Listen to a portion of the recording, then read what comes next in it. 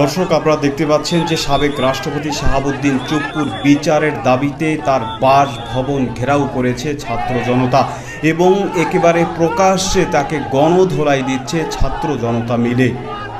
পদত্যাগপত্র জমা দেওয়ার পর থেকে বঙ্গভবনে হামলা সাংবাদিক সহ আহত হয়েছে সদ্যবিদায়ী রাষ্ট্রপতি মোহাম্মদ শাহাবুদ্দিন। এ সময় দৈনিক কালের কণ্ঠের জেলা প্রতিনিধি ও স্থানীয় এক সাংবাদিক সহ আহত হয় 10 থেকে 15 জন।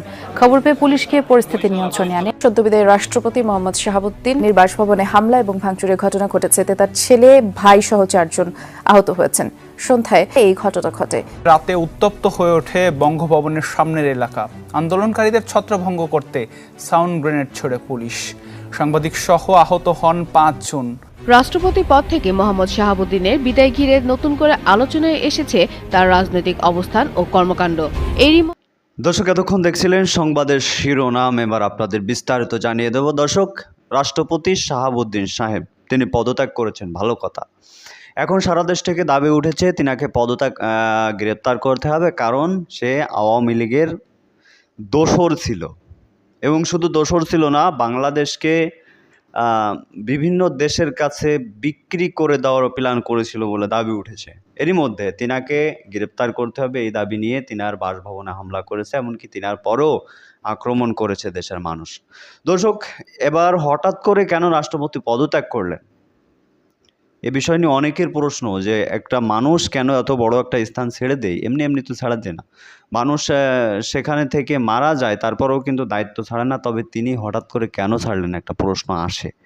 সেই প্রশ্নের উত্তর এবার আমরা খুঁজে পেয়েছি। আমরা একটু শুরুতে সেটা দেখব। আমরা রাষ্ট্রপতির উপর যে হামলা হয়েছে সাবেক রাষ্ট্রপতির উপর, সেটাও দেখব। তবে তার আগে কেন রাষ্ট্রপতি হঠাৎ করে বিদায় নিলেন বা বিএনপি থেকে কি চক্রান্ত করা হয়েছে সে বিষয়ে কিছু তথ্য জেনে আসি, তারপর সে বিষয়টা দেখবো। আশা করি সঙ্গেই থাকবেন, তবে এ বিষয়ে আপনাদের মতামত জানাবেন। তো দর্শক, চলুন দেখে আসা যাক। রাষ্ট্রপতি যারা মোহাম্মদ শাহাবুদ্দিন তিনি স্বাস্থ্যগত কারণে পদত্যাগ করেছেন এবং বাংলাদেশ জাতীয় সংসদের স্পিকার হিসাবে পদত্যাগপত্র আমি গ্রহণ করেছি। তাসের ঘরের মতো গুড়িয়ে গেল শেখ হাসিনার শেষ দুর্গ। বঙ্গভবনের সুরক্ষিত দেয়ালে আঘাত হেনেছে প্রলয়ঙ্কারী রাজনৈতিক ভূমিকম্প। ভারতে বসে থাকা ক্ষমতাচ্যুত শেখ হাসিনা হয়তো স্বপ্নেও ভাবেননি রাষ্ট্রের সর্বোচ্চ মসনদে থাকা তার অন্ধ অনুগত শেষ মিত্রটিকেও এভাবে অপদস্থ হয়ে বিদায় নিতে হবে।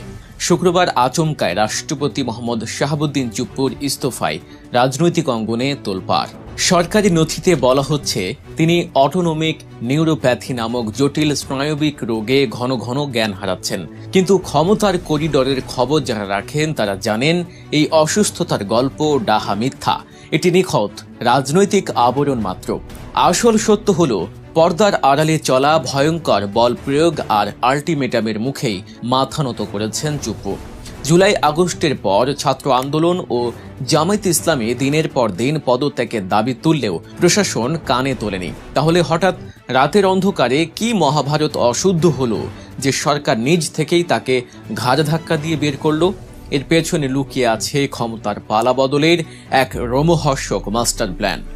রয়টার্স ও একাধিক গোপন সূত্রের তথ্য মতে আন্তর্জাতিক অপরাধ ট্রাইব্যুনালের পরোয়ানা মাথায় নিয়েই আগামী ডিসেম্বরে দেশে ফিরে এক অভাবনীয় রাজনৈতিক চাল চালার ছক করছিলেন শেখ হাসিনা। আত্মসমর্পণের নাটক সাজিয়ে রাজনীতিতে ফেরার এই ভয়ঙ্কর নীল নকশার খবর শীর্ষ মহলে পৌঁছাতে শুরু হয় কাউন্টার অ্যাটাক। সরকার ও রাজনীতির প্রভাবশালী শক্তি বিএনপি জানে চুপ্পু পদে থাকা মানেই বঙ্গভবনে হাসিনার একজন সজাগ পাহারাদার বসে থাকা। সাংবিধানিক পেঁয়াজ কষে পরিস্থিতি উল্টে দেওয়ার আত্মঘাতী ঝুঁকি নিতে রাজি ছিল না প্রশাসন। তাই হাসিনা পা রাখার আগেই সব কাঁটা উপড়ে ফেলার মিশনে সোজা বার্তা পাঠানো হয় বঙ্গভবনে। চরমপত্র পেয়েই চুপ্পু বোঝেন পালানোর পথ নেই। অসুস্থতার মিথ্যা অজুহাতে নীরবে রাজকীয় চেয়ার ছাড়তে বাধ্য হন বিনা প্রতিদ্বন্দ্বিতায় মসনদে বসা এই ব্যক্তি।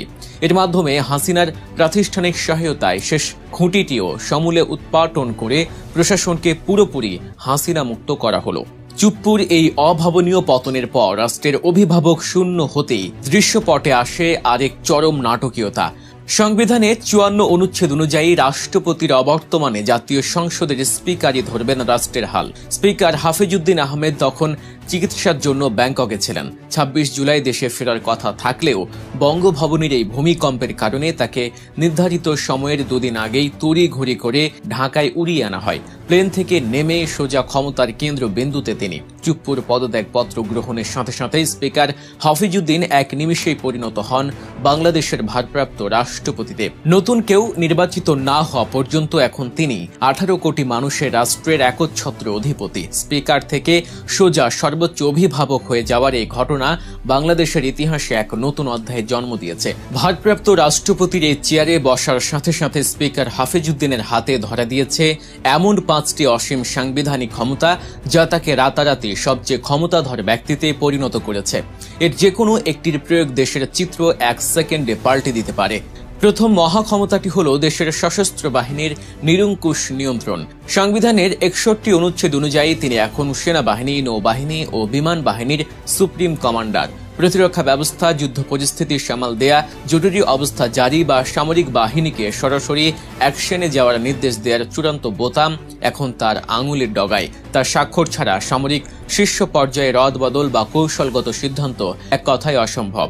জাতীয় সংকটে সামরিক বাহিনীকে দিক নির্দেশনার একমাত্র বৈধ ও চরম ক্ষমতা বলে বন্দুকের নলের চূড়ান্ত নিয়ন্ত্রণ এখন ভারপ্রাপ্ত রাষ্ট্রপতির হাতে।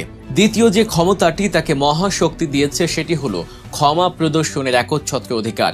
সংবিধানের 49 অনুচ্ছেদ অনুযায়ী সুপ্রিম কোর্টের আপিল বিভাগ কাউকে ফাঁসির রায় দিলেও রাষ্ট্রপতি চাইলে এক কলমের খোঁচায় দণ্ড সম্পূর্ণ মওকুফ করতে পারেন। যে কোনো সাজা স্থগিত, কমানো বা বাতিল করে আসামিকে মুক্ত করে দেওয়ার এই ভয়ঙ্কর ক্ষমতার কোনো জবাবদিহিতা নেই।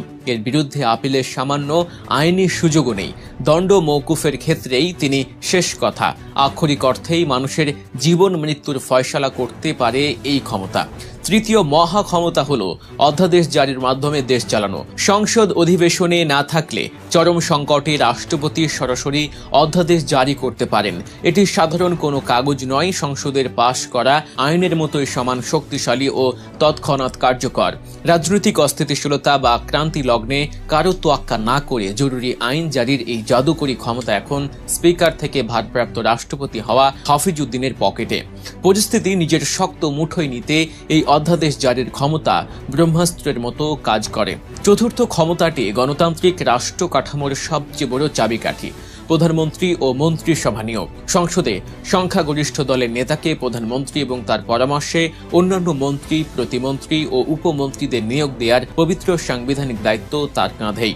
বর্তমানে বিশেষ প্রেক্ষাপটে অন্তর্বর্তীকালীন ব্যবস্থা চললেও সাংবিধানিক বাধ্যবাধকতায় সব নিয়োগের চূড়ান্ত সিলমোহর ভারপ্রাপ্ত রাষ্ট্রপতিকেই মারতে হবে।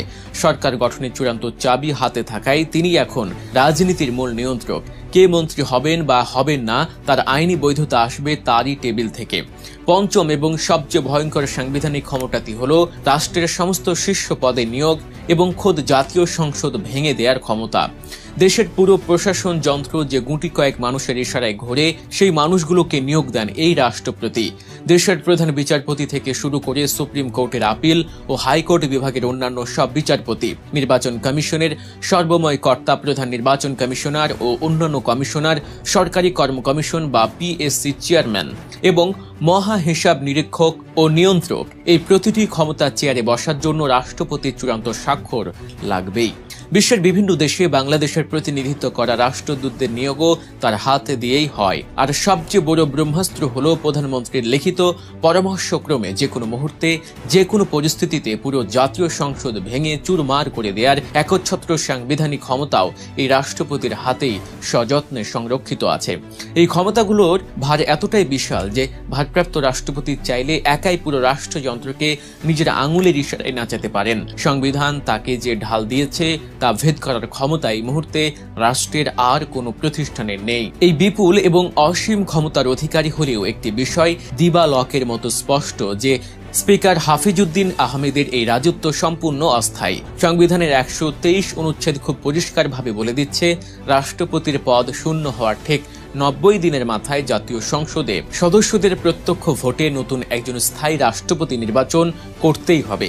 এই 90 দিনের কাউন্ট ডাউন শুরু হয়ে গেছে। এখন পুরো দেশের রাজনৈতিক অঙ্গনে চায়ের কাপে একটাই ঝড়, কে হতে যাচ্ছেন বঙ্গভবনের পরবর্তী স্থায়ী বাসিন্দা, যেহেতু বর্তমান রাষ্ট্র কাঠামো এবং রাজনৈতিক ময়দানে বিএনপির প্রভাব সবচেয়ে বেশি এবং তাদের কথার ওজন সবচেয়ে ভারী, তাই রাজনৈতিক বিশ্লেষকদের বাজি বিএনপির মনোনীত কোনো হেভিওয়েট প্রবীণ নেতাই হয়তো বঙ্গভবনের পরবর্তী স্থায়ী রাষ্ট্রপতি হিসেবে শপথ নিতে যাচ্ছেন। পর্দার আড়ালে ক্ষমতার গোপন রুদ্ধদ্বার কক্ষে ডক্টর খন্দকার মোশাররফ হোসেন বা ডক্টর মঈন খানের মতো জ্যেষ্ঠ নেতাদের নাম নিয়ে চলছে তুমুল দর কষাকষি। শেখ হাসিনার শেষ দুর্গ পতনের পর রাষ্ট্রযন্ত্রের চাকা সম্পূর্ণ নতুন একদিকে ঘুরতে শুরু করেছে।